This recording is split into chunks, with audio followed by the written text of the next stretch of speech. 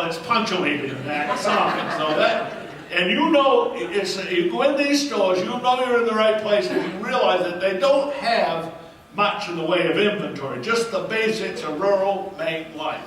Okay, duct tape, bungee cords, WD-40, blue taps, Playboy air fresheners, shotgun shells, all that, you know, and of course, pickled eggs. Yeah? You like them, do ya? Geez, there's a jar about that big around. It's about that high. It's about half full of that murky-looking water. And generally there'll be about 2 of them eggs floating in there. Yeah, you stamp on the floors and they jiggle. It brings to mind a lot of uncomfortable questions. Who ate the last egg? In what year? What do you suppose they used to fish them out with? What were they doing just before that? It goes on, no interest. If I was starving to death on a desert island and I climbed over a sand dune and I spied a jar that pickled eggs, I would turn around and crawl the other way.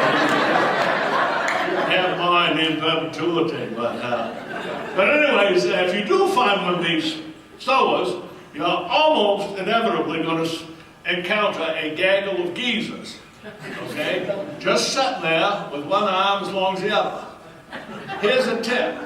You walk into a store, you see a gaggle of geezers, they have a little conversation.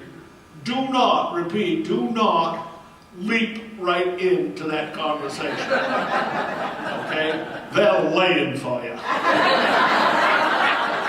And they ain't got nothing but time. And they seen you come in last summertime, all right? Blakey and the boys in the summertime, so they talk about how bad the winter was the year before, and the winter before. They sitting there talking, and of course a Maine geezer has a sixth sense. They can tell when an outer-stater is within a couple hundred yards sometimes. Sure enough, this car pulls up, outer-state plates, the foreign make Cadillac. I don't know if you ever seen one of them things, but about 2 dog starts long, and he got out of the car, walked in the store. If he'd been smart, he would just walk down the end of the counter, got a moxie and a whoopie pie and left. But no. Halfway down, he heard Blinky and the boys having a conversation, talking about how bad the winter was.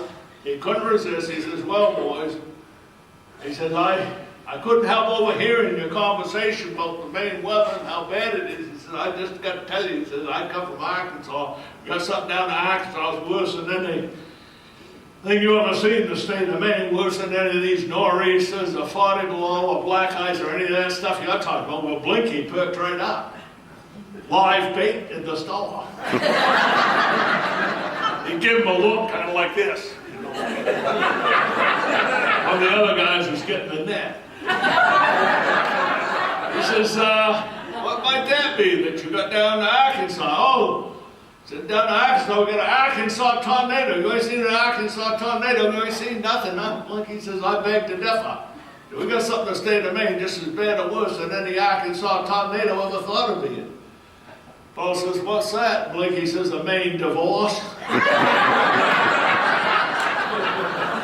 Paul says, hold the phone. He said, I'm sorry, but I don't see the slightest resemblance between the Arkansas tornado and the Maine divorce. Blinky said, I don't imagine you do. But I tell you from personal experience, either way you lose your trailer pretty darn fast.